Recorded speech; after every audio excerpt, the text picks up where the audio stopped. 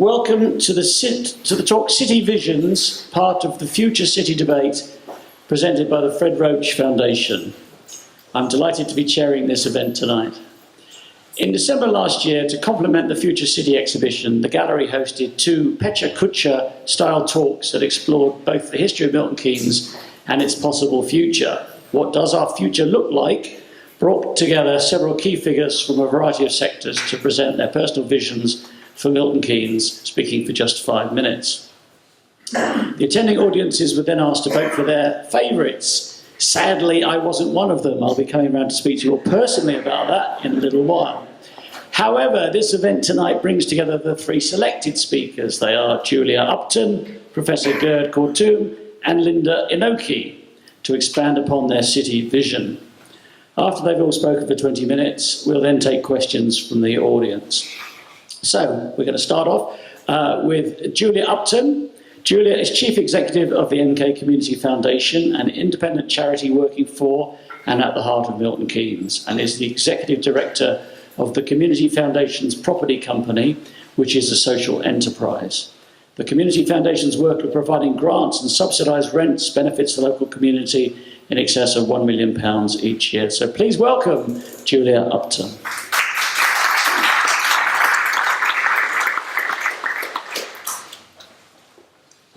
Thank you, Theo, and thank you everyone, I think, for voting me back here today. I wondered whether it was as punishment or, well, I'm sure it's because I hope you liked what I was saying at the time. So just to remind ourselves, at the gathering last December, we were asked to speak on Milton Keynes Communities, the Future. I described how I moved from London to Milton Keynes for a love which didn't last, given a house made welcome by neighbours and the community development person in the community house. And there was information about everything. As a teacher at Simpson School, I was immersed in everything that was available. Connections were made with arts organisations like Interaction, artists which enhanced school life, and the local community. Writers, musicians, filmmakers, sculptors, painters, dancers, they seemed to be everywhere. Connections were made with parents who were active in their school, in their community. Performances took place filling the Canterbury Theatre. There was constant activity and celebration of living in Milton Keynes.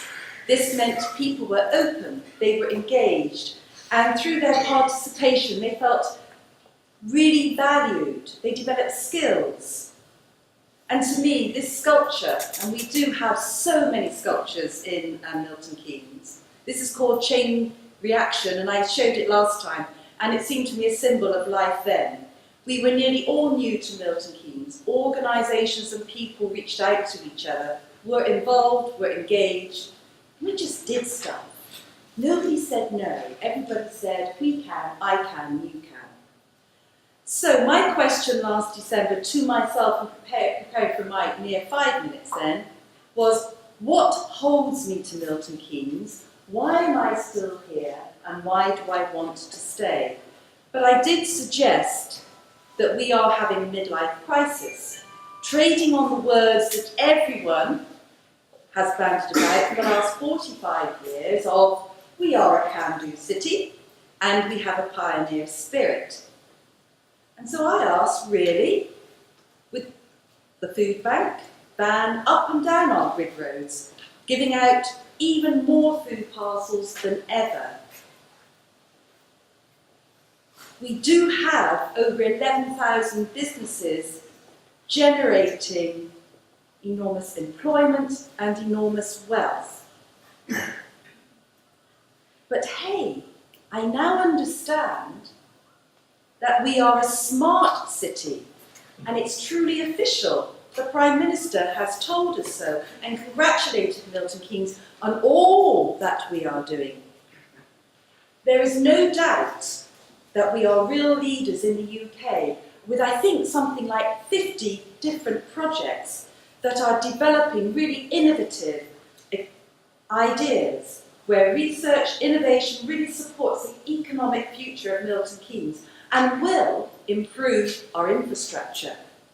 We have really impressive organisations playing their part, including the Open University and the council, and clever people who've levered in over £20 million for our smart city. However, our vital signs research, which I know many of you have seen, showed that we are second in the UK for the proportion of businesses that are branch businesses or foreign owned. These are characteristics that enabled MK greater flexibility, networks, shared innovation, resources that withstand the pressures of recession. Vital Signs also highlighted that Milton Keynes was ranked the nation's top city with regard to the growth of jobs, manufacturing, financial services, business service and retail. And I truly believe this is wonderful. And as a charity organisation developing philanthropy, needing to raise as much money as we can from companies and families and individuals, we will only be successful if our businesses innovate and thrive. But are we a smart enough city? Our vital signs research shows that we're not very engaged, with only 29% of the registered electorate that even bothered to vote in 2012. That this smart city is now seeing an even greater gap between rich and poor, and it's growing even wider. That 12 areas of Milton Keynes are in the top 10% of the most deprived in the UK. That 12,500 of our children are living in poverty. That the number of people needing the food parcels from food bank has grown by 30%. That life expectancy varies by as much as 11 years, depending on which estate you live in Milton Keynes. Today, I've come from the most uplifting day called TEDx Milton Keynes. We have the license for that, and in partnership, we put on this series of speeches. And we were challenged, and it's all around greed and generosity and the greater good. And the people that have, this is generally speaking, there is this perception that people that don't have a lot, the poor in our community, there's a huge amount of fraud on benefits. There's at least 25% of those that claim benefits, it's fraudulent. And that figure, I don't know if anyone knows what it is actually only 1%. That actually, people do not want to be poor. They don't choose to be poor. But because of things that happen in their lives, that means they become homeless, and here we have images of people at the YMCA, through mental illness or through no fault of their own. And I know that this aspiration to be a smart city is where the technology and infrastructure support the needs of our fast-growing city, so that everything runs efficiently and sustainable as possible. This clever integration of everything in our city, from transport and waste disposal to power generation, healthcare and communication, is and will be wonderful. Clever, hard-working people have levered these many millions in to really lead on this. But humanity's greatest advances are not in just new discoveries, but in how the discoveries are applied to address and redress the inequality. And my worry is that we don't have the same focus on people and on communities, developing their participation and skills. Are we becoming a city that likes the shiny new stuff? Does this deflect the attention from those that need that little bit of extra help? I know there have been many consultations and meetings about the developments of Milton Keynes. If we were truly honest, is it the usual suspects, like you and me, that turn up to those? Our world is changing fast, so many advances in so many areas. MK is growing rapidly, embraces them, and is increasingly diverse, which is very exciting. But do these new people, these new communities, get the welcome and support that we've all had? We need aspiration, but how do we allow people to engage and take advantage of the many opportunities? We do have 9 communities supported by Community Actions community mobilisers who help people have a voice in their community. They work with agencies and schools, enabling volunteers to play a role in decision-making signposting to training, developing skills and confidence to contribute to creating sustainable ways to enjoy life in the places they live. And I'd like to just give you some concrete and very simple examples where it doesn't always quite work. One morning on Bean Hill, which is one of our more deprived communities, a play area was created. Local people saw council staff installing play equipment. And oh, no doubt, they should have been ever so grateful. The people who lived there didn't know anything about it.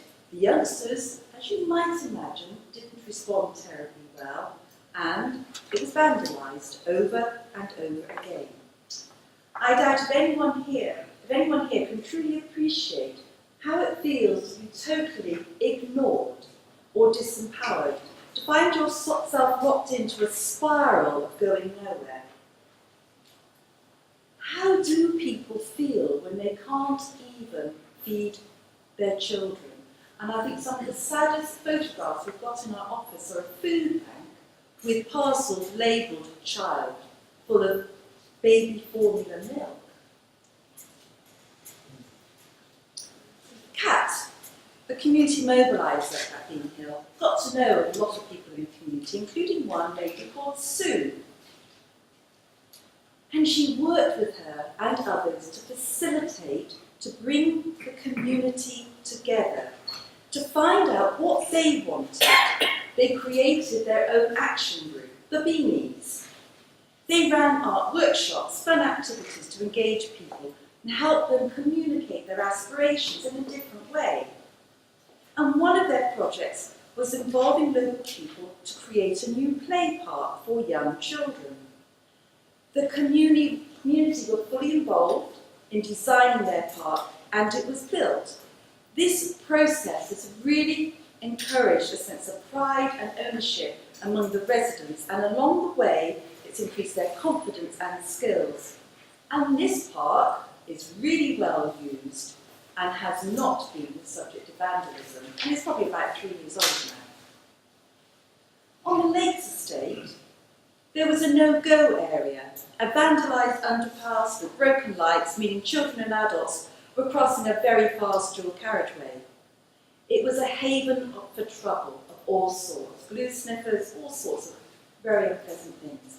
The community mobiliser, working with the community, facilitating, helped them find their way through the various channels that's got the permissions to get it cleaned up, the lights fixed, and work with local artists, with children, parents, older people, to design the murals and deliver the murals, to paint them, to make this underpass a place that people were proud of.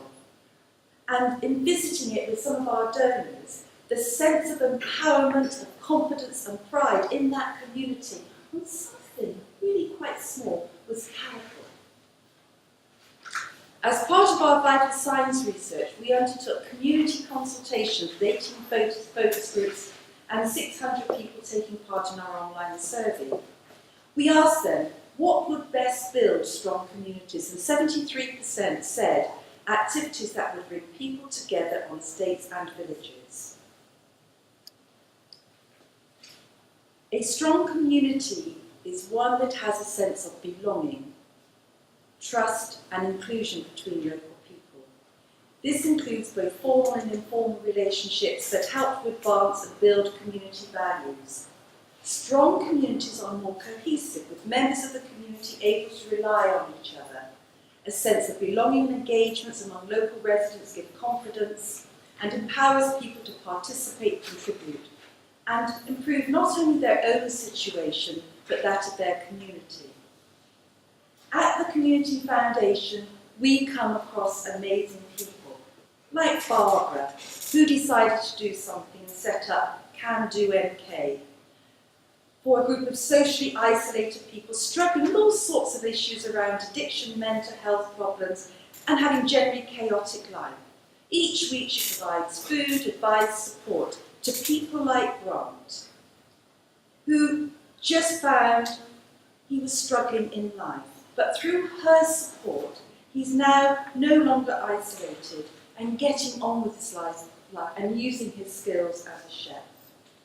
And like Steve, who works for Mind, a charity providing mental health and wellbeing services, engaging with a young woman who was at university who had mental health issues, and by connecting her with some art groups, helped give her a sense of belonging and self-worth so that she can now flourish. You might just say, well, that's just a drop in the ocean. But we can see the ripple effect. For each person supported whose talents are harnessed, all the people in their family, their friends, their networks, communities are effective and benefit. It takes one person in a community who says, we can, to effect positive change. This shiny smart city needs to have the determination of ensuring that it includes all communities, so we don't go down the rocky road of a two-speed city, that if it truly believes we are a can-do city and that it can innovate. I felt in the 70s, 80s that we took people with us in Milton Keynes, and we need to reflect on our past and not ignore or write off people, but to give them a place to lean, to support them. Are we welcoming? I don't want us to settle into a midlife crisis and become like any other new town. It is our responsibility to make our city more inclusive, to provide the very straightforward support that makes things happen. Arts was, and I hope still is, has been at the core of Milton Keynes since its inception. Enhancing the cultural life means that we can engage people, develop their voice and confidence. And here's the City Orchestra, and I do hear people talk about the City Orchestra as being elitist, and we have opera singers and professional musicians. But what some people don't realise is the way that they reach out in communities at Greenleafs, Tinker's Bridge, Bean Hill. They take instruments to them, show what's possible, and open the doors to community projects.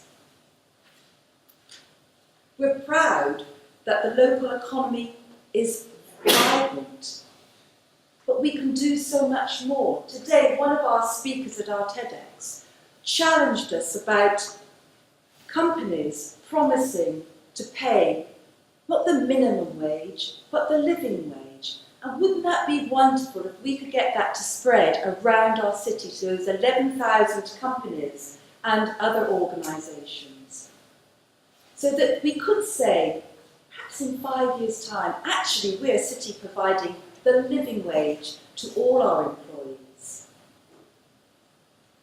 We do offer a vibrant and diverse arts and heritage sector, benefiting from wealth, heritage sites, arts projects, festivals and local talent. It is amazing that Milton Keynes really does get behind the big ideas.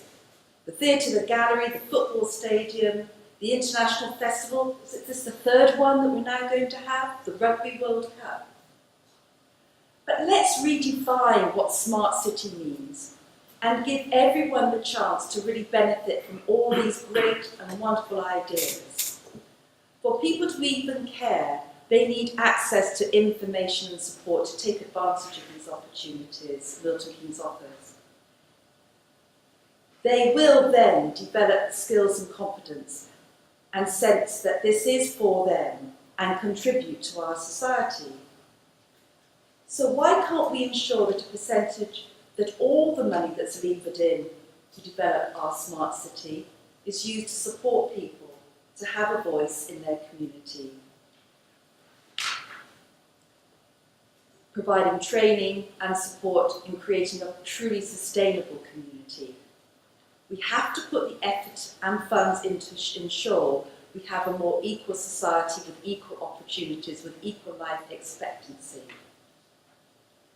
We need communities with soul, where people know their neighbours, who care about people and the place they live. People need to have the confidence and engage in positive change so that we can deliver the big ideas of a wonderful new art gallery, then you and we all will be truly amazing.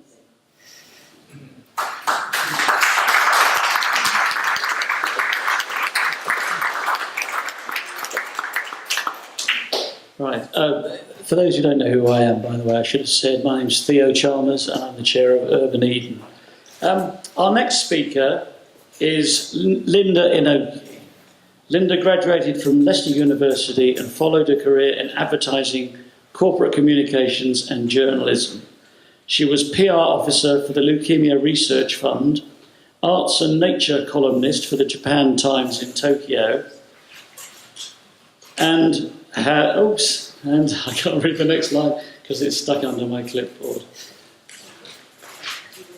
And also broadcast for the BBC World Service. She co-founded Explain, an independent grassroots campaign for better architecture in Milton Keynes. So please welcome Linda Inoki.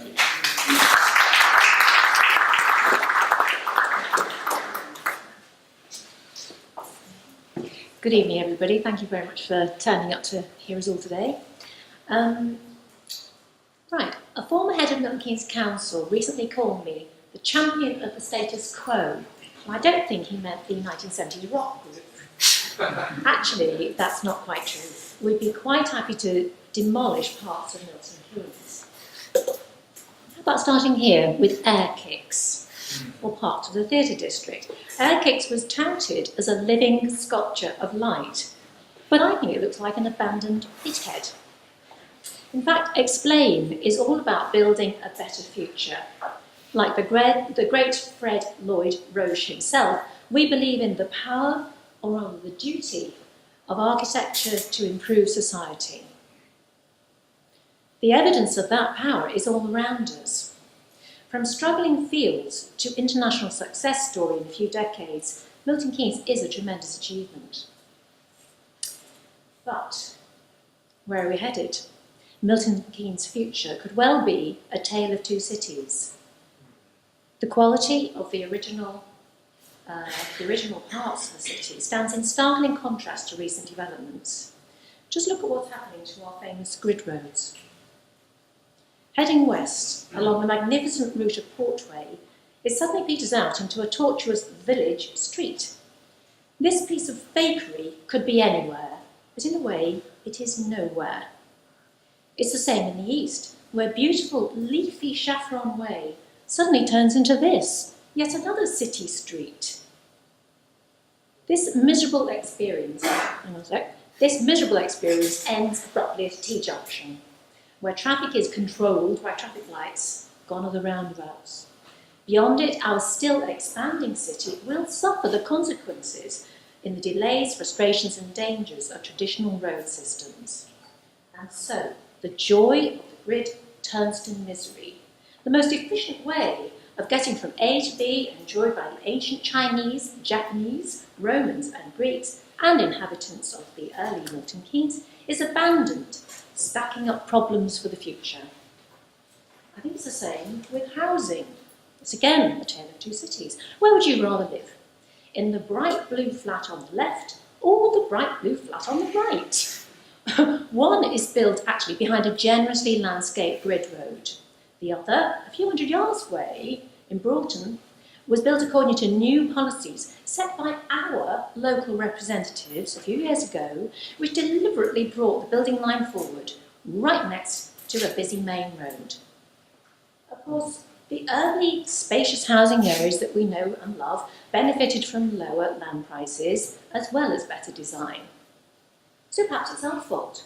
Commentator Alain de Botton recently suggested that nowadays we British care more about the design of our mobile phones than we do about the design of our homes. Well, I don't think so. Meet Irene, the lady on the right. I met her yesterday in Broughton.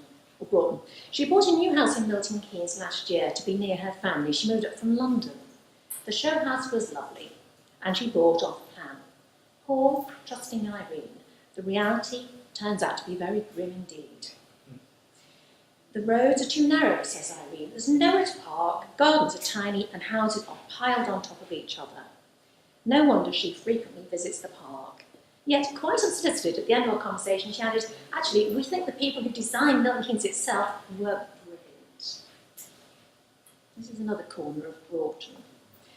It is too late, unfortunately, to save places like this, but we have got good examples of high-density housing in Milton Keynes. I think we have to encourage our local planners to really raise the bar. The judges of the Sterling Prize recently singled out city planners in Cambridge for a new housing scheme they built. They said the planners were extraordinarily imaginative. What other authority would have allowed terraces on first and second floors instead of gardens? Apparently these terraces in Cambridge sit alongside common land where children safely play, as if in some idyllic throwback to the 1950s, or in fact, as if some idyllic throwback to the early years of Milton Keynes, I could say. Now, our tale of two cities continues, I'm afraid, in terms of character. If we look at the character, the changes of character of Milton Keynes then and now. Character has a real value. It enhances a city's reputation. It attracts investment and brings in those wonderful tourist dollars. It is also essential for our sense of belonging. One of MK's most remarkable achievements is the way it looks and feels so different to everywhere else. Surveys, including the Community Foundation survey, prove that the vast majority of people, rich or poor, are happy and proud of Milton Keynes, especially its landscape. To me, and I'm sure others, Milton Keynes is all about optimism, space, open skies, connections with each other and the natural world. While some people still want to fill in colonnades, space, narrow boulevards, build on those public spaces, MK's unique character is gradually, I'm glad to say, winning recognition. One of the first people to say Milton Keynes must grow while staying true to itself was Thomas Heatherwick. He was one of our early official artists, along with Boyden Evans, who painted that wonderful painting, and he is now a celebrated international designer. In 2001, way back then, young Heatherwick wrote, "Central Milton Keynes is special and distinctive. It was conceived and built in one bold step, a celebration of humanity's ability to shape their environment." This confidence, he said, is expressed in the strong rectilinear planning and architecture applied at every scale, its grid plan, its buildings, its street furniture, and its landscape design. Nowadays, Heatherwick is not alone in describing CMK as a complete work of art in its own right, but he gave two warnings to Milton Keynes Council. First, piecemeal interventions threaten to undermine this totality and make the city bland. The danger, he said, for Milton Keynes is the pressure to conform to the European model of distinctiveness, with pedestrianised streets, squares, piazzas, cappuccino shops, flower stalls, and street entertainers. His advice: expand by all means, but stick to the knitting. Sadly, we can all point to places where his advice has been ignored. Our great central boulevard has been broken into with midsummer play shops, and local people have had to fight again and again to protect the buildings and places that give real character and distinction to Milton Keynes. This garden, for example, by Ashton House, has been lost to a private car park, but at least we saved the oak trees. For the future, I think our best hope is to remind developers and councillors that genuine character adds value, attracts investors and visitors, and that bad design is actually bad for business.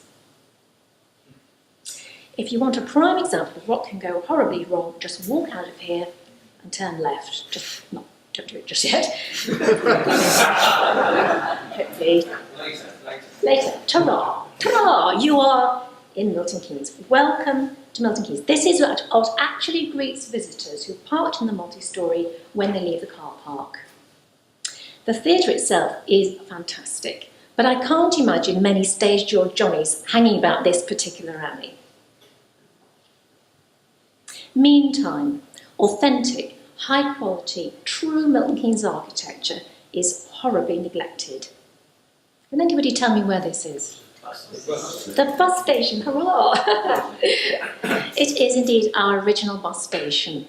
Even a bus stop, it says, is noble and inspiring in Milton Keynes. It sings the open road, or at least it used to. I think we could think about moving this to Secular Gate, build a new skate park for the kids, and let's have a new bus interchange by Secular Gate, maybe with this building here. Of course, the city, we know, is still young and incomplete. Over 100 acres of land are left in the CMK alone. So what do people want? They tell us more variety, a richer cultural and community scene. This came out very clearly in feedback for the new CMK Business Neighbourhood Plan. So how can we add more heart and soul to CMK? How about the market? It too has been neglected, but it still has soul. It's one of the few places people can mingle and strike up friendships without having to spend lots of money. It's in fact almost the only vibrant spot along the length of Midsummer Boulevard. After 21,000 people helped save it from demolition last year, the traders themselves organised the first ever community festival in the market. It really brought CMK alive. Of course it needs improving, and we need to support our hard-working traders. Broadband, better weather protection and public loos would be a jolly good start. But as long as we don't gentrify it out of existence, the market has huge potential to benefit the whole of Milton Keynes. Leicester, Sheffield, Copenhagen, these are just 3 cities that are busy investing millions in their markets. After years of neglect, for example, this old marketplace in Copenhagen has been reborn. In the new market hall, you can buy your artisan bread and sushi and what have you, but the people and architects insisted on space for everyday food as well. From an abandoned square filled with drug addicts, this public square is now on the local and international tourist map. Why does it matter? Because CMK, our flagship, is in real danger of hollowing out. Unique features, like the market, are increasingly important if we want a vibrant flagship for our whole economy. The uncontrolled rise of Kingston, MK1 and other out-of-town developments, along with high parking charges and the empty food centre, is a real threat. Our economic strategy is supposedly linked to planning. But building these big new supermarkets in Oak Grove, Shenny Church End and so on, and yet more restaurants in Kingston, is visibly draining the life out of CMK. Good design, of course, is good for business. If only the whiz kids could see that a little bit more often. The current holy grail for retailers, for example, is dwell time. Having wrenched people away from their devices and into the shops, how do you make them stay a little bit longer? Recently, Hermes Real Estate, who own half of the shopping building, asked their customers. The conclusion was that although CMK is highly convenient, it lacks the emotional benefits of Oxford or Cambridge. Its weakness, Hermes says, is that it has no historical legacy. Therefore, it's seen as more of an out-of-town shopping centre. And they added, to rub salt into the wounds, we haven't got enough spaces where people can people watch. Now, I truly believe that Milton Keynes does have a historical legacy. It happens to be modern for most of it, and I'm sure in the near future people will visit MK to see this great modernist city, as well as do some shopping. But as for places to people watch, do you remember Queen's Court? This was engraved in the memories of ourselves and probably our children too. This is how it looked before and after it became destination dining. Even on a sunny day today, it is basically devoid of life. Queen's Court, I think, is a lesson to us all. We must continue to challenge the wisdom of experts, or the march of mediocrity is likely to continue. Finally, I'm near the end, let's consider imagination and ambition. London seems to be powering ahead with imaginative projects, which is great. This is an idea for a new garden bridge over the River Thames. But with more power in local hands and hotly tipped as the engine of regional growth, I really hope MK's leaders will be more confident and revive something of the city's original ambition. Ken Baker recently launched a brilliant, kind of simple idea to relaunch MK as the City of Trees. This, I think, would be a great way to mark our 50th anniversary and could kill off, once and for all, the off-putting myth that MK is a concrete jungle. Sadly, Ken's original idea of building a winter garden all the way from the CPX to the station can no longer be achieved. Guess what? The hub got in the way. But there is still room to build a biosphere, a butterfly pavilion, a cloud forest if we want one, at the other end of CMK, overlooking Camden Park. Maybe even on the John Lewis's empty car park.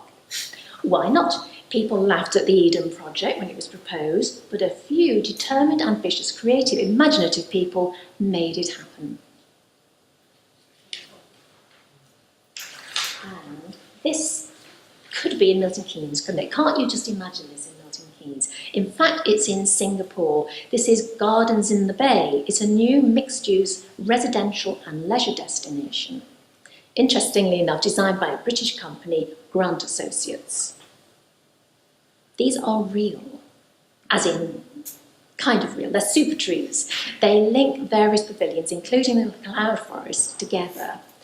This project signals Singapore's new stated ambition to evolve from being a plain garden city into a city in a garden.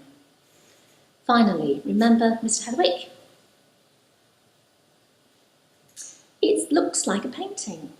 I know it's an impression, but this is real. It is going to be opening, God willing, in 2017. It's one of his latest projects, the Al Fayha Park in Abu Dhabi. The original park this replaces was built in the European style, covered with acres of grass which needed very costly, highly distilled seawater to withstand the heat of the day. But the new park will be far more sustainable. It was inspired, as you can see, by the beauty of the desert, the parched earth and the shade of palms. Below, it's a subterranean oasis. The fragments rise 20 metres high, while below people can have a picnic, visit the library, cafes, streams, play areas, and even tend allotments. The foundation funding this says not only will it support their aims of arts, culture, health, education and heritage, it will also put Abu Dhabi in the world's leading global cities for innovative outdoor spaces. Innovative outdoor spaces. I think that rings a bell in Milton Keynes. To me, his key comment was this: instead of denying the presence of the desert that the city is built on, we set ourselves the task of creating the park out of the desert itself. I firmly believe our future lies in doing the same for Milton Keynes. Just like the park in the desert, we must respect the unique spirit of the place and create a sustainable future out of what we already have. In recent years, something remarkable has happened. Prompted by threats to our beloved city, more and more people have risen to its defence. Civic groups such as Explain, Urban Eden, MK Forum, and so on, Fred Roche Foundation, there are quite a few others. We're not just saying no to poor development, we're actively involved in shaping strategy, policy, and working with the landowners and developers and our fellow citizens to achieve a better result. This is a quote from Human Transit by an acclaimed specialist, Jarrett Walker. Political leaders make good decisions when informed and caring citizens want them to. It's only when they sense that people have given up or don't care that they may let narrower interests carry the day. This incidentally is the Planning Minister Nick Bowles receiving the very first copy of Britain's first approved business neighbourhood plan here in CMK. This then is our inheritance. We may not have cathedrals or palaces or medieval college gardens, but we have something equally important. We have a living, working heritage in a unique environment that was carefully planned and built by brilliant people. Change was built into the very fabric of Milton Keynes, but certain things never change. People will always need light, space, ease of movement, places to connect with each other and the natural world. As MK's international reputation continues to spread, I really hope local decision makers will gain more respect for the qualities of the original city and insist that they're built into the future. Only this way will society reap the remarkable benefits that architecture can deliver. I'd just like to end by saying thank you very much to the photographers who provided me with some lovely photographs, Caroline Brown, Mark Costa, Ziggy Rusin, and tens of thousands of people who've supported our campaigns through the years to keep Milton Keynes special. Thank you.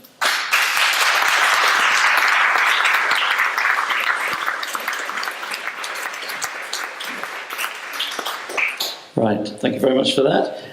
So our next guest is, the final speaker tonight, is Professor Gerd Kortuem. Gerd is Professor of Computing at the Open University, where he leads the, and I'm not making this up, the Ubiquitous Computing and Sustainability Lab. His research focuses on the design of computing systems for addressing sustainability challenges, I beg your pardon. His main technology interest is ubiquitous computing and the Internet of Things, which he teaches at the OU, and software entrepreneurship, which he teaches at Oxford University. So please welcome Professor Gerd Kortuem.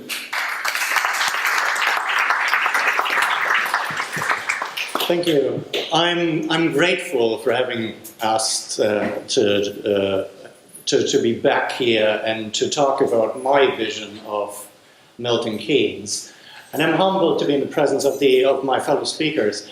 I think these are really important messages, and I feel, as a technologist, I feel a little bit, I have a relatively narrow view of the world.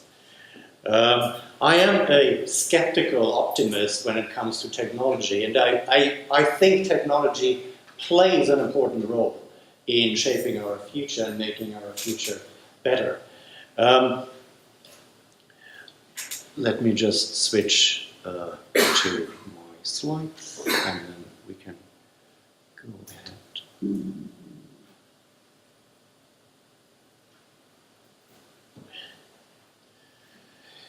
I'm one of those guys who very easily throws around terms like the smart city, and someone who thinks they know, who knows what this actually means.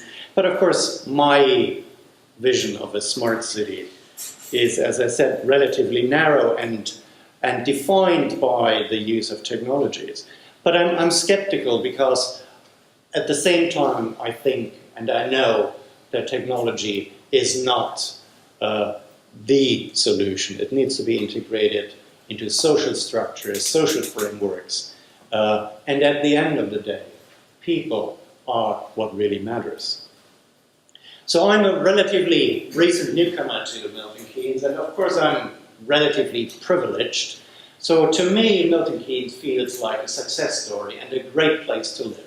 I moved here from Lancaster, in my view, a relatively rainy place of the world. I'm happy to be down south here. And I have 3 kids, and it's a great place, in my view. It provides jobs, it has above average built infrastructure, it has easy access to the green environment, and so on.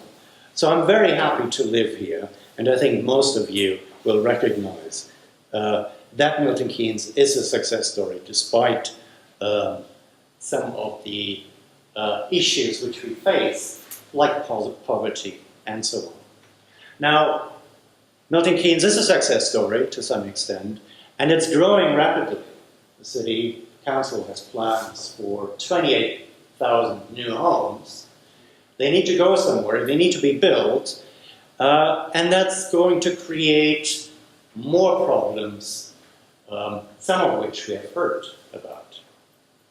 Now, we can't push these people out. We can't say, well, we're not going to grow, because we need to recognize that other people want to move into this area and take advantage of the jobs.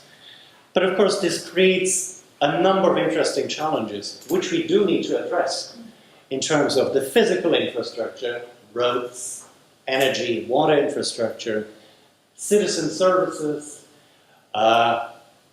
additional jobs. Where's the skill base for the good-paying, high-paying jobs? And how do we make sure that the development is sustainable? Now, there are lots of challenges.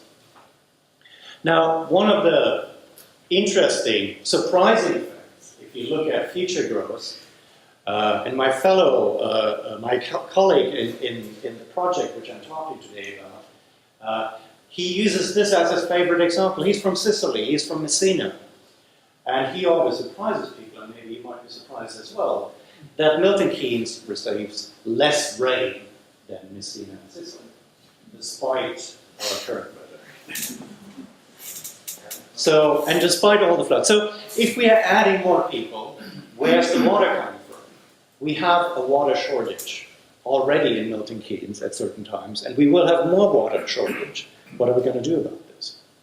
Transportation is another obvious challenge. It's not necessarily difficult to get around. Traffic jams are not a huge problem in Milton Keynes compared to others. But how do we create a public transportation network that is affordable, that is accessible, which is sustainable, environmentally friendly for all? There are many people who don't own a car in Milton Keynes who depend on public transportation. And public transportation, using buses is a challenge in a city like Milton Keynes.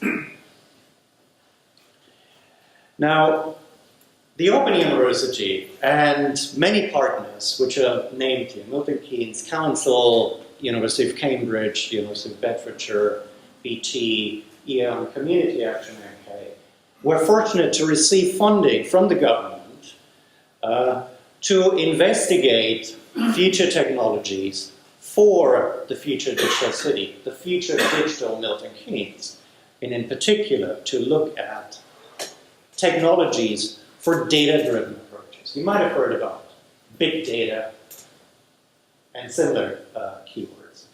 We are pretty much in this realm. We are looking at data technologies. We are looking at how can we tackle fundamental challenges of Milton Keynes through computing technology. And these are only specific challenges which we can address.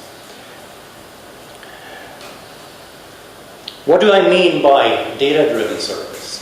I just, the other day, read a very interesting paper, scientific paper in my field, that investigated how much traffic can actually be saved, theoretically, if we were to use car sharing, ride sharing, if we were to hop into our neighbor's car and go to work, and so on. By looking at the traces, location traces of every single car in a city, and they looked at 4 different cities, and the data was donated by citizens. By looking at certain constraints, you don't want to wait more than 5 minutes before you can hop a ride, you don't want to walk more than 100 meters. And interestingly, the density and the similarity of the travel routes is such that up to 40% of traffic, car traffic, could be removed if we all decided to jump into our neighbors' cars. Now, of course, this doesn't look at the social ramification of sharing a ride. You don't necessarily want to share a ride with someone you don't know. This is looking at the potential. So, looking at data, how people use a city, how people drive in a city, gives us important insights about the potential features of the city. So MK Smart is this project, is this smart city project, which we are currently doing in Milton Keynes. And we're looking at a range of issues from transport to energy, water, enterprise, businesses and jobs, to citizen engagement and education. Now, I don't have time today to talk about all these things, so I want to concentrate just on 2. Energy, very much looking at technology and what we do there, specifically around the home, and then citizen, of how can we actually bring citizens into this project, and how can we engage you and others with some of the stuff which we're doing, and help create an environment in which people can participate in the design of future scenarios for Milton Keynes. So bear with me. This is really looking at some current or future, near future technologies which we are currently working on at the Open University. So one of the things is we have built actually a washing machine which is connected to the internet, which is connected to your solar panels on the roof, if you happen to have those. Our test towns have those, and connected to the electricity grid. And the simple function of this connectivity and all this technology is to save energy by scheduling the load of the washing machine when it is optimal in terms of energy. Your local solar panels generate energy depending on how much sun there is shining. So it might be more beneficial to run the washing machine at noon. The smart grid might have other constraints. There might be a certain overload in parts of the grid, so it might not be useful to run it when everyone in your neighborhood runs an appliance. So this washing machine which we built knows these facts. It understands your typical behavior, your demand in terms of washing, and it creates recommendations. Essentially, it allows you to have a conversation with your washing machine, not a verbal conversation. So you might approach your washing machine and start loading it. It might say, well, actually, now it's not a good time to do your laundry. But in 3 hours, I figured out, in 3 hours is a much better time. Do you want me to do your laundry in 3 hours? And then I would be done in 4.5 hours. And then you can say yes and no. Of course, and that allows people to actually, relatively simple, make decisions about energy, which are in some way much more effective than looking at a smart meter and seeing a number, and then you having to figure out what I'm going to do about that. So this is a data-driven service because we're collecting data. How is the washing machine used? And how are all the other appliances in the home being used? What's the grid doing? What's the import and export of your home with respect to the grid? How much energy do you generate locally? And maybe in the future, near future, or some of you, the electricity stored in your electric vehicle, because that can be scheduled. And then we make these decisions. So data plays a very important role behind the scene. Here's another example, location-based preheating. Most of you have a location-enabled phone, which can track where you are, and it can detect when you are heading home, and turn on the heater in your home just in time, so that your home starts heating up when you arrive at home. Because the observation is that most people who have thermostats in their home don't use it properly. It is very often set to fixed times, and it's highly inefficient. So this more dynamic scheduling can save quite a bit of energy. Here's something else. We're starting to work with owners of electric vehicles to look into the issue of how well do they understand their electric vehicle? Do they understand the relationship between how much they want to drive and need to drive, and how much energy actually is in their car? Range anxiety is a typical problem with electric vehicles. You don't want to get stuck somewhere and not have a plug-in point for your electric vehicle. That would be really bad. And so people are concerned. And this might actually slow down adoption of electric vehicles. Although in some instances electric vehicles might be more efficient overall than fuel powered vehicles, not in all cases. So we're building a service that tells you, that predicts your future behavior, your behavior tomorrow, because it does know your typical behavior, and as people, we are pretty predictable. And it can tell you, well, I know what you're going to do tomorrow, probably. Here is the current state of your electric vehicle, the load state. And with that, you can go to these places, which you typically do, no problem. Or you need to be careful and charge at least once for 10 minutes. And here's the recommendation which we do to minimize your wait time and so on. So this is about helping people understand what is going on in respect to the energy in their car, connected to their home, and make an electric vehicle a much more viable option. I don't want to go into details here. Now, the underlying assumption here, in a way, is a relative primitive assumption, namely that if you track people's behavior to some extent, you generate data through technology and you give them information, they magically will change the behavior. And that is a relatively primitive view of people. And I agree completely with that. So there are certainly limitations with that, with this behaviorist view. To some extent it works, and many similar services are built on this feedback loop. Data, behavior change, and magically it works. Now, this turns people into passive users of technology. Yes, you can make decisions, but is that all? So I would say we certainly do need visionary and technology-driven innovation, like the autonomous pods, which are coming to Milton Keynes. I'm excited about this, although I have questions about the business case, the viability. Does it all make sense? Maybe it doesn't make sense. But I'm excited about giving it a try and seeing if that might be a viable feature for Milton Keynes and other places. Because I certainly don't expect my kids to rush out and want to buy a car when they grow up. The attitude toward cars and transport changes quite rapidly. So this might be something they're much more used to and excited about. So we need that, but this can't be all. And so we are also, as part of MK Smart, we are asking what really is the role of citizens in the future smart city? Just a passive citizen, user of service, or much more active? Many people have recognized that the term smart city might not be what we want to talk about. We might want to talk about smart citizens instead. How can we enable citizens to become designers of some of those services and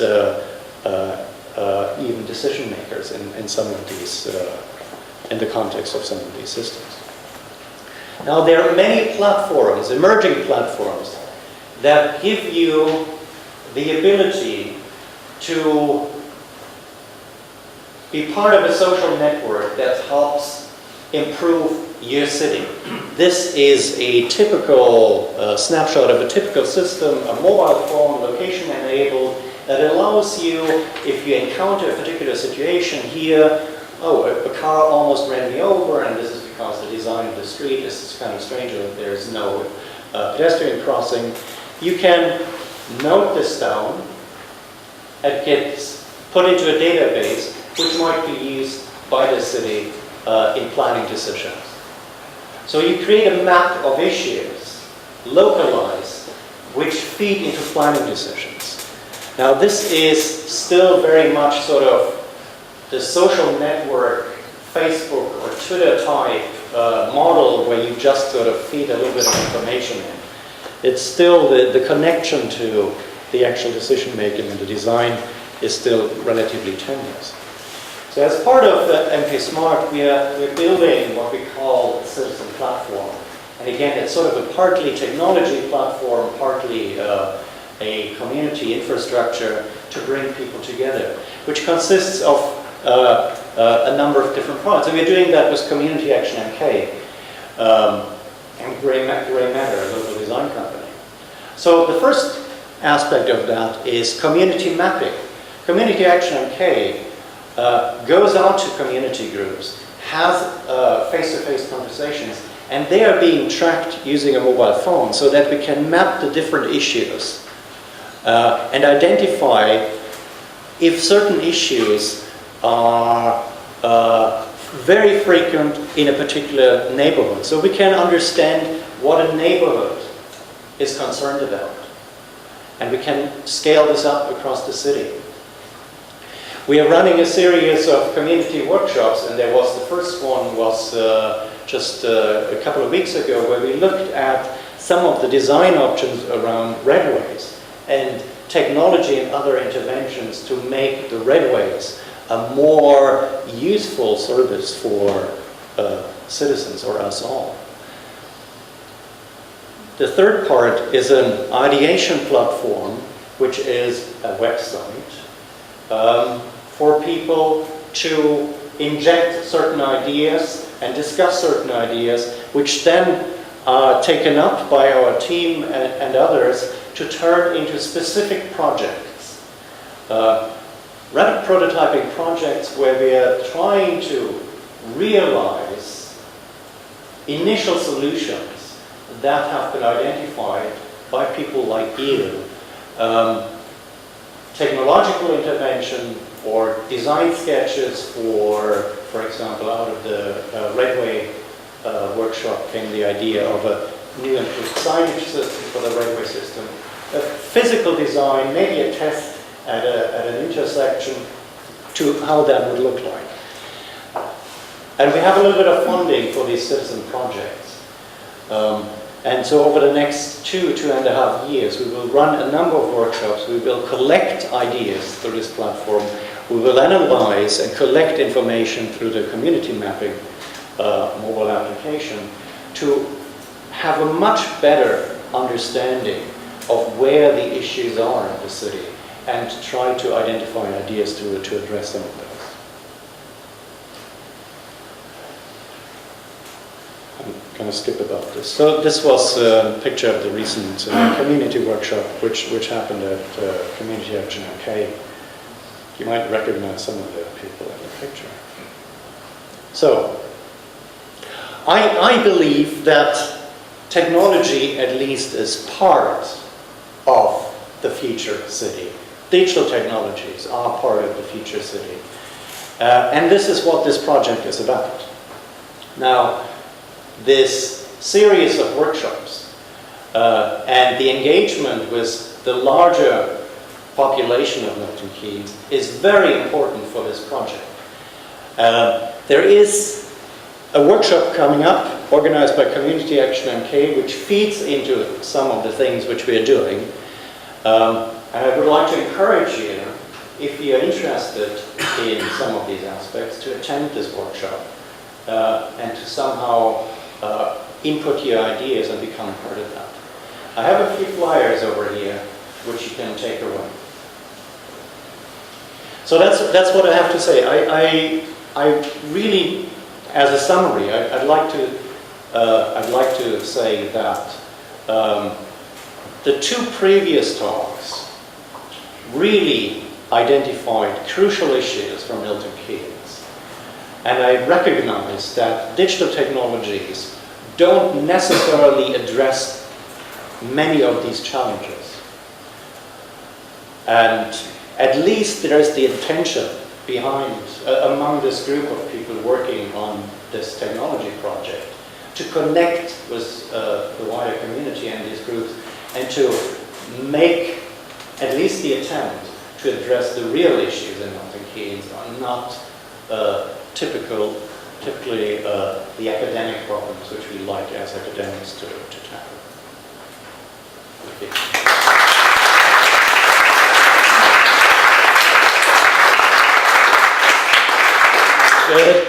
Right, this is question time now. So what I suggest you do, if you've got a question for any of our three speakers, put up your hand and I'll point you out, and if you say who you are and if you're representing any organisation or just speaking for yourself, then let's take it from there. So, questions, anybody? Should I stand up? Yeah, I think so, yeah. I'm Andrew Lyons, and an architect and a former employer of the former head of the Milton Keynes Council. This was fascinating, and of course I agree with much of what was said, and I disagree with some of what was said, and I'm sure it's probably true of most people.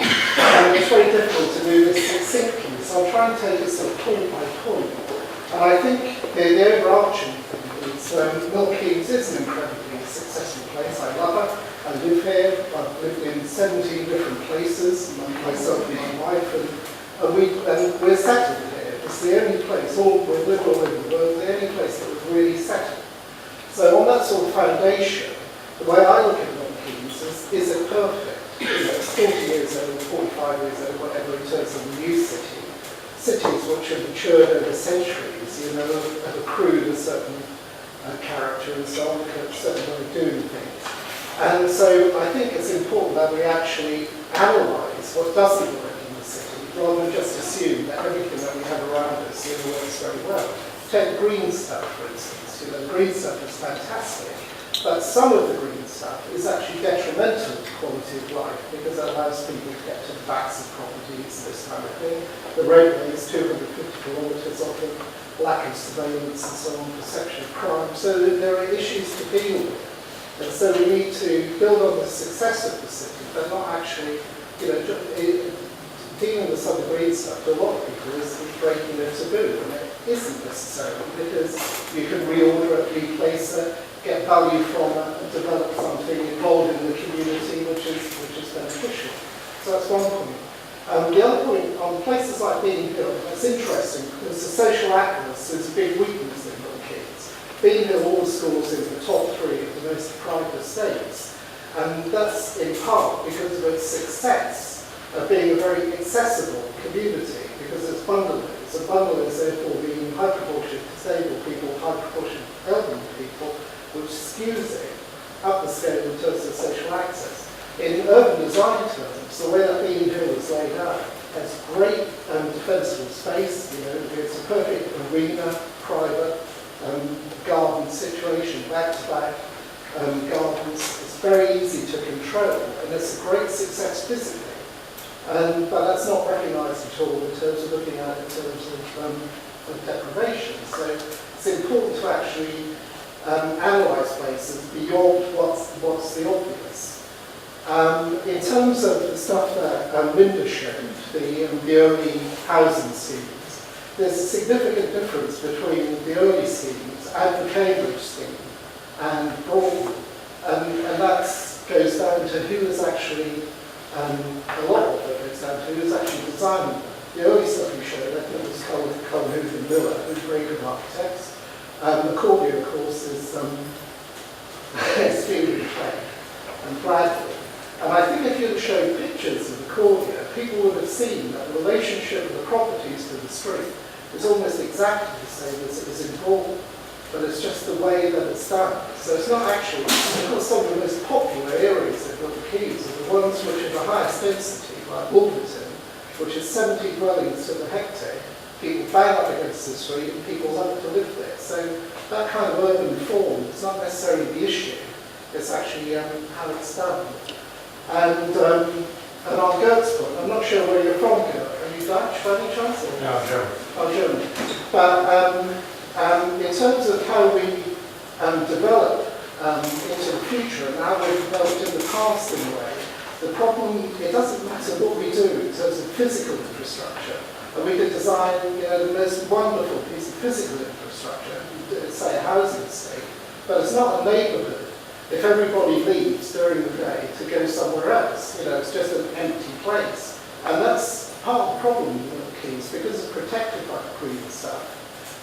It becomes, the areas themselves become relatively isolated, empty spaces during the day where people leave them to go elsewhere because there's not that kind of employment there. And one of the futures for technology, I see, is actually allowing people to work from home, allowing people to change their patterns. And so because of that, whereas old technology, 20th century technology, the television, destroyed community by people keeping people indoors, and you know, it's well documented how kind of groups cease to exist because people were just centred on the family and the internal space. New technology, the connectedness of new technology allows us to be in our neighbourhood, in our home, and connected everywhere. We don't have to travel as much as we did, and therefore what happens to avoid social isolation is that you meet your neighbours for lunch instead of your workmates for lunch, and you need somewhere to do that. So you kind of build up neighbourhoods which become much more traditional than the neighbourhoods we're creating at the moment, which are denuded during the day because everyone goes somewhere else. And that's Thank you, Andrew. They're very good points. Do you have any questions for the speakers, apart from where they come from, of course? Well, I suppose the questions are. The question for Linda is I happen to agree with the council on the issue of segregation because that market, Copenhagen, which I've been to in transition, was an awful place. In transition, it was a very interesting place, and it's become a great place. And just because you actually knock a flyover down and move the market, it doesn't mean to say that it has to be gentrified, that it has to be worse. And there are plenty of markets around the world where that's happened. And to actually have a flyover there, which you could achieve the service of the shopping centre by servicing it from the other side, you could create a great street, which central Milton Keynes does not have, a great public space, and you keep the flyers up. Birmingham got rid of its flyovers, joined up the city because of that. Thank you, Andrew. So that's the... Any more questions? Hank. One of the things that I did notice was speakers obviously very eloquently covered each of the different areas. Do you want to introduce yourself, Hank? Sorry, I'm Hank from Muscat. I'm the chair of the Roche Foundation and I'm also director of the City Discovery Centre. One of the things that I noticed is they all eloquently covered each of their subject topics very well, and it all addresses some issues around citizens. But one thing that I did find missing is both political and administrative leadership and vision. There isn't any key issues highlighted that actually point to our local administration, the representatives that we have, the people who are actually supposed to future vision the city on our behalf. You're talking about the councillors? I'm talking about both councillors as well as officers who are all in the service of the community. And I was wondering what each of the speakers would think, what vision and leadership is required to fulfill the area in which they spoke. A question, well done. Linda? Yeah, it's a very good question, Hank. I did slightly touch on that in my speech when I said that I think that so many people, you see it in letters in the paper all the time, talk to people on the streets, talk to friends, and they say, what happened to the ambition, the innovation and the vision of the people? Because we know very well that MK was created by people with amazing vision and the ability to actually get things done. And people really feel nowadays that post MKDC, things have really fallen apart, and people have been, really burning under the injustice, basically, of having major decisions made about the city that we live in and the future of the city, made by unelected, non-accountable quangos. And Milton Keynes has suffered under that. I mean, I did have in my speech originally one section which I didn't have time to go into, which was reasons to be cheerful.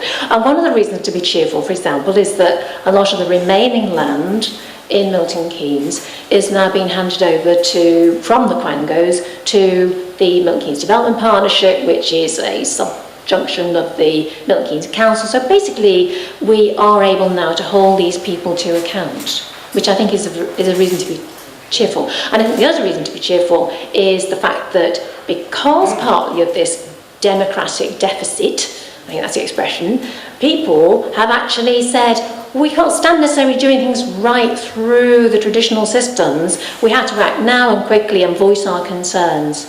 And it has really, I think, activated people to stand up, get out on the streets, get their placards out, collar the councillors and hold them to account. And I honestly think people are beginning to respond to that and beginning to change. But I mean, Gerd made the point about, is it a smart city or is it smart citizens? And Julia as well, about people getting involved. And I think that Milton Keynes still has that spirit, and I really think that people will continue to get more involved. And that, as the chap that I quoted said, it's only when politicians feel that the citizens don't know enough about the subject and don't care enough that they go back to their cosy ways and just make arrangements with the vested interests. And I think we've seen some really bad examples of that happening in Milton Keynes, and we just won't stand for it anymore. I know that Julia Julie wants to talk about this one as well. I don't want to bash the council. No, I'm not actually.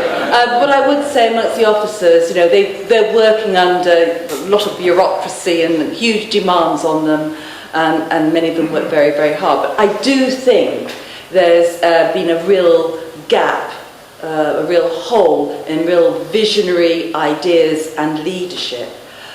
But what I think we do see are people that will come forward with great ideas, and we're looking at one of them.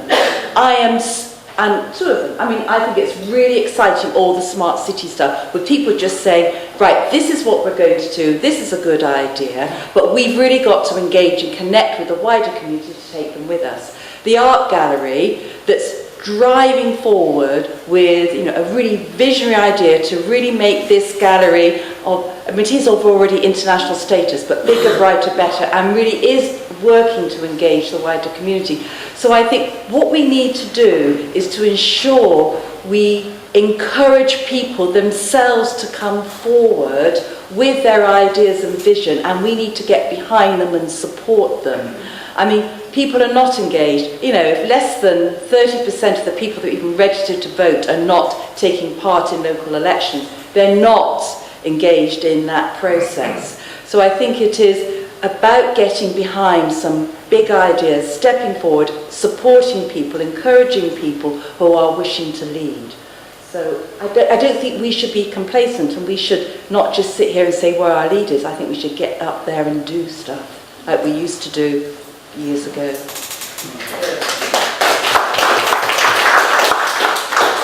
Let me just strike a positive chord here. In my interaction with the city, with the council, my experience has been only very positive. Team of Jeff Snelson, Director of Strategy, and the people working with them realize the need for a vision. They're working very hard to, in their remit, to realize a vision, formulate a vision, and realize a vision. I think the problem is that the city, like almost everyone in the UK, Europe, depends on funding. MK Smart, this great project would not have happened if we hadn't had the luck to secure funding from the government. And it was luck. I'm working with the council on getting European funding. We can have so many great ideas. None of those come to fruition unless we can identify first where the money comes from. And so my experiences are positive, but again, I have a relatively limited view. I do have to just quickly pick up, Linda, a little bit on that Milton Keynes Development Partnership. I know perhaps there's some hope there, but they're a limited liability partnership. They've got a lot of power. And the first act they did when they came into their power was to destroy 2 ancient oak trees behind David Locke's building. So I think the jury's out on them still, don't you? Anyway, any more questions? This gentleman. Hello, George Hark. An observation, a question, and an idea for Gerd that might answer the question. Some of you here will know that relatively recently I spent quite an interesting best part of 3 years being the one and only bridge inspector in Milton Keynes for our almost 1,200 bridges. In doing that, that took me to all sorts of parts of Milton Keynes that I wouldn't ordinarily go to. Some pretty awful spots, some very interesting places. One of the things I found in the job, and I think this is a big question for Milton Keynes, is how on earth are we going to do a better job of looking after what we've already got? You've probably only got to step 20 yards outside this door and you're going to find paving slabs cracked and so on. We've got to do a better job of looking after what we've got, whether it's street lights, bridges, road surfaces, potholes, any darn thing. It's no use having all this glitzy, shiny stuff, building it if we can't damn well look after it. Nothing here is older than 40 years old. It shouldn't be in the state that it's in. Julie, in your presentation, you showed a picture of one of the porte cocheres. I had the misfortune a few years ago with my 2 colleagues in the bridge team. We had to inspect every one of those 300 and damn things in a hurry because in the frost, the ceilings of them were literally collapsing on people. They should never have got to that state. The question is, how are we going to do a better job of collating all the information and keeping the feet of the people whose responsibility it is to look after it, keep their feet to the fire and make the best use of the limited resources we've got. Now here's the idea, I just thought of it while you were talking, big data. Almost everybody, it doesn't include me actually, these days have got smartphones. How about an app produced, given away free locally to every citizen that's got one, when you're out and about, anytime you see something that needs attention, use the app, flag it up to the council or whoever's responsible, put it on the citizens database so we can all see what needs doing. Only yesterday I was on an organised walk, people up the Loughton Valley. I happened to cross a little wooden footbridge, the type that I used to inspect. I found 3 of the wooden vertical risers missing. Now I have to go to quite a lot of trouble actually to report that. But an app like this, out with the smartphone, bang, bang, bang, job done, it's reported. Just a thought. Sounds perfectly good. Yeah. But we've got to get better at looking after what we've got. It's not rocket science, is it? Any questions?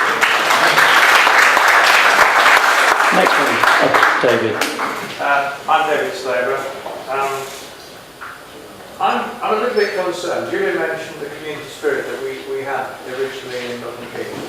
I think there's a serious problem at the moment in what you said, Julia, about the number of people that take part in elections. I'm a parish councillor and I find it very difficult to get people in the community to interact with what is going on. Community action does work. People like Explain and Urban Eden and all the other sort of mates like myself, we have achieved quite a few noble successes. For instance, growth wouldn't be like it is now. There would be, B10 would not go straight through between two estates. It would go to the middle of Oak Grove. There have been problems down at Phoenix House. There's the fiasco of the refurbishment of the Boys Court.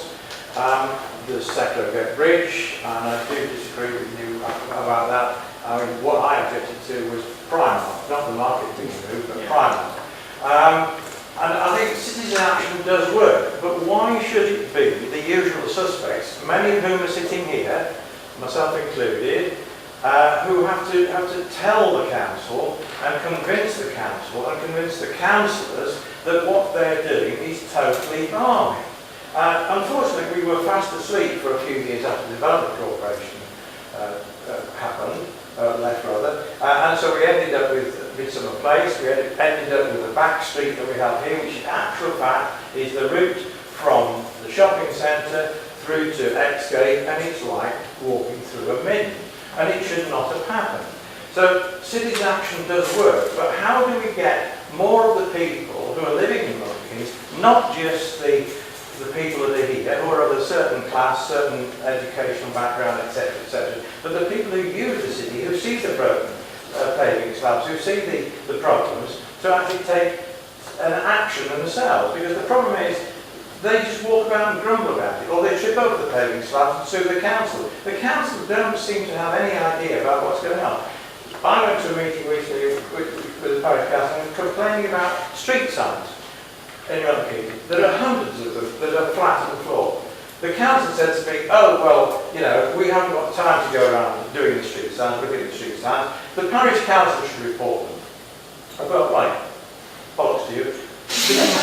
This is what I did. I went round, and in the next month of that meeting, I have reported 54 flattened street signs in Milton Keynes. Not looking for them, just driving around. Everybody must have seen them. There's a brilliant website called Fix My Street. Go on it, report everything you see. The council gets notification, you get an email, etc., etc. But why should we, those people that really care, have this problem? My question is, how do we get the citizens engaged? How do we get the ordinary people that see the problems, the muck of the park, the broken swings, the bridges, the paving slabs? People are not walking about blindly, they see it, but how do we get them to engage?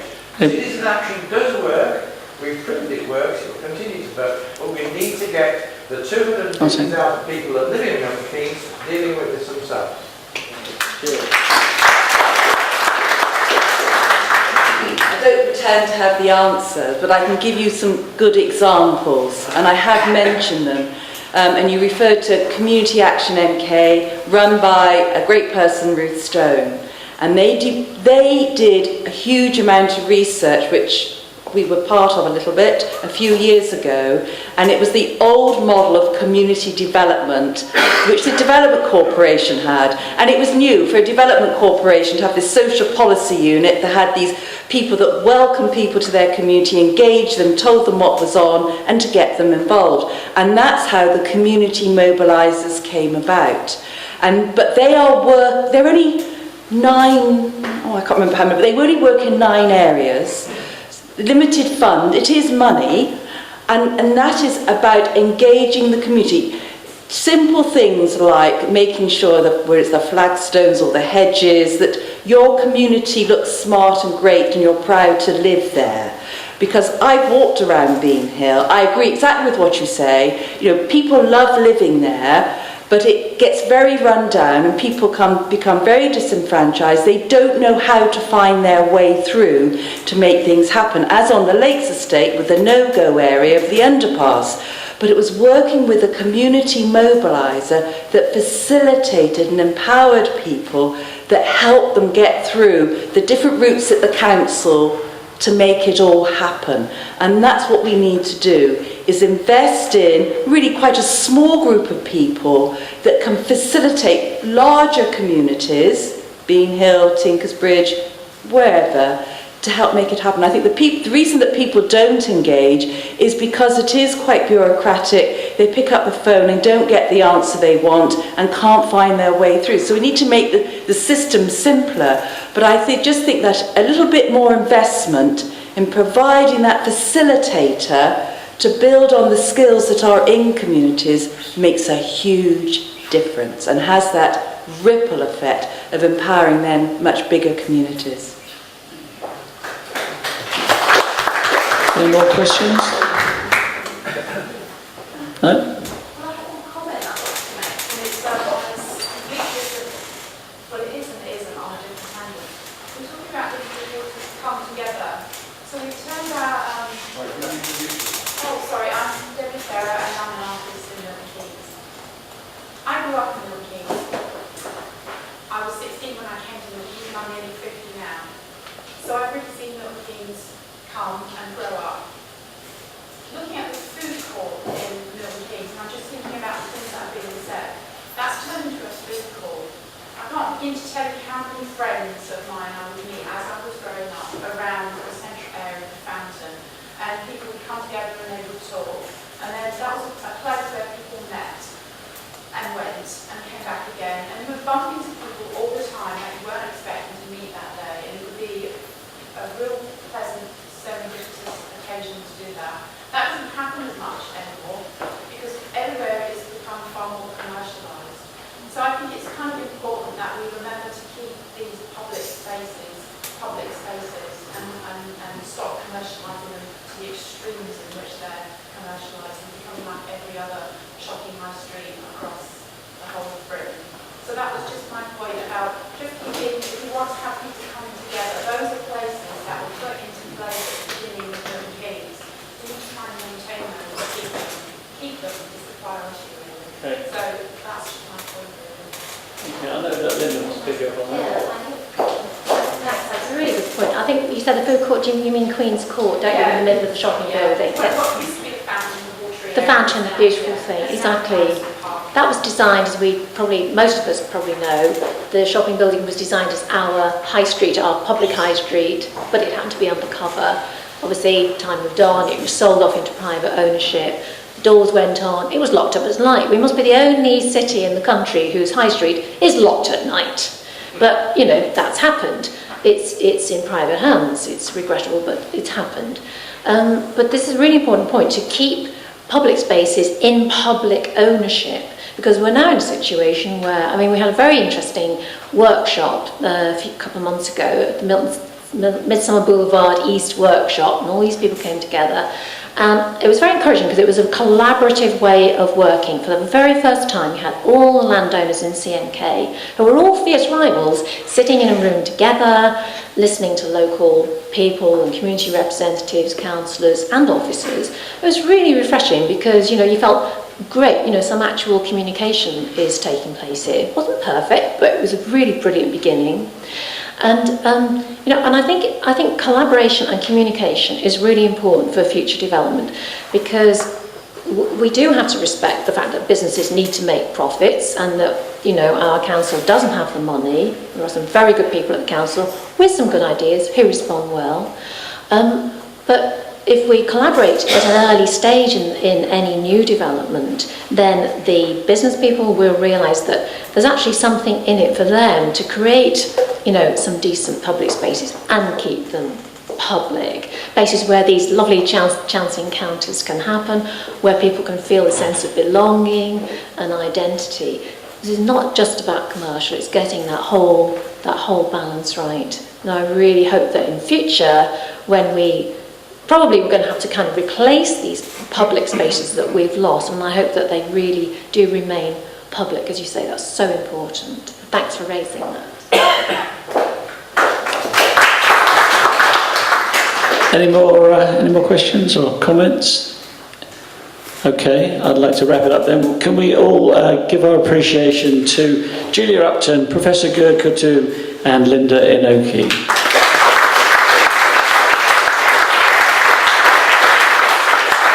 I'd like to thank the people from the gallery, particularly Simon Wright, for organising this, and tell you that the next talk is on the 22nd of May. It's called Priming the Local Economy, and it features Andrew Carter. Oh yes, Gerd's got his brochures here if anyone wants to pick up one. Priming the Local Economy, it features Andrew Carter, Centre for Cities, and Jeff Snelson from MK Smart and MKC Council. So thank you very much everybody for showing your commitment to Milton Keynes and coming out tonight on a wet night. So thank yourselves.